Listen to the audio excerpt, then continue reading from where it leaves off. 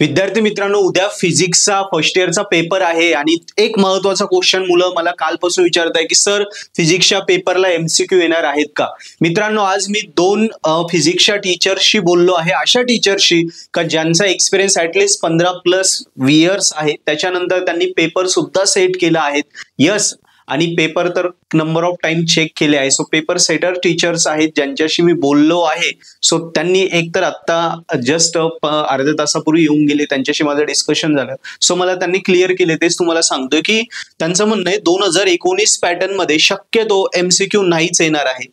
Okay, आणि 24 pattern मध्ये sure shot 10 मार्कला MCQ येणारच आहे, ही त्यांनी आपल्याला न्यूज दिली आहे. सो 19 पॅटर्नच्या मुलांना तेच सांगेल की फिजिक्सचा पेपर डेरिव्हेशन न्यूमरिकल बेस आहे. सो तुम्ही चांगला अभ्यास करा, थेरीचा फुल फ्लेज, आणि पेपर द्या. 24 पॅटर्नला शुअर शॉट तुम्हाला एमसीक्यू येणार आहे 10 मार्कला. येस, एमसीक्यू ने काय होतं की ऍटलीस्ट 10 मार्काची तर पासिंग 7-8 मार्क तर पडून जातं, शुअर होऊन जाते. माझी इच्छा आहे की 19ला यावं, कारण 19ला कितीतरी गोल्डनला आहे, आता लास्ट पेपर आहे. पण ठीक आहे, हरकत नाही. मी क्लिअर केलं की 19ला फिजिक्सला तुम्हाला एमसीक्यू नाही येते, पण 24ला फिजिक्सला तुम्हाला एमसीक्यू M1 सारखेच एमसीक्यू येणार आहेत. सो एमसीक्यूचाही अभ्यास करा. या मुलांनी कंपल्सरी करा, यांनी करण्याची गरज नाही. हा पहिला प्रश्न.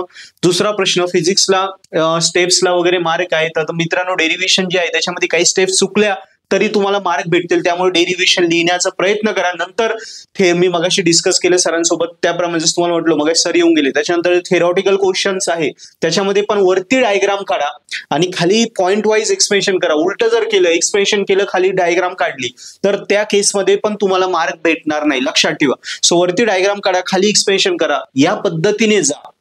याचा अर्थ काय होतो, तुम्हाला कॉन्सेप्ट कळाला म्हणून तुम्ही डायग्राम काढली, मग एक्सप्लेन करता ना. नंतर डेरिव्हेशन मध्ये स्टेप्स चुकल्या काहीतरी चालेल, पण ऍटलीस्ट लिहा, स्टेप्सला मार्क आहे. न्यूमरिकल मध्ये पण सेम, गिवन डेटा लिहिला, फॉर्म्युला लिहिला तरी तुम्हाला स्टेप्सला मार्क भेटणार आहे. सो फिजिक्सचा पेपर 3च प्रकारात डिवाइड आहे, थेरी, न्यूमरिकल आणि डेरिव्हेशन. सो तिन्ही गोष्टी मी क्लिअर केलेल्या आहे.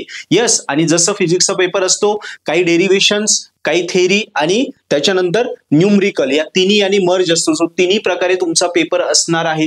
पेपर अगदी सोपाच असतो मित्रांनो, तुम्ही चांगला अभ्यास केला तर तो क्लिअर होतो.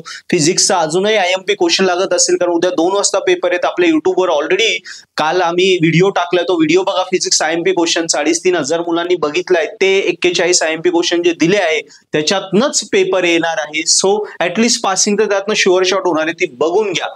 19 साठी पण दिला आहे वेगळा व्हिडिओ, 24 साठी वेगळा व्हिडिओ दिला. आपापल्या पॅटर्नचा व्हिडिओ बघून घ्या, ते करा, ऍटलीस्ट पासिंग शुअर शॉट होते, मग बाकीचं करा. Okay, yes. सने अजून तुम्हाला स्कोरिंग करायची असेल तर डिटेल व्हिडिओ लेक्चर कोर्स आपल्या पर्पल हॅट ॲपवर फिजिक्सचा अवेलेबल आहे, तोही घेऊन तुम्ही स्कोरिंग करू शकता. फिजिक्ससाठी पण एका रात्रीत क्लिअर होऊन जाईल, फिजिक्स आणि अदर विषयांसाठी पण. थँक्यू.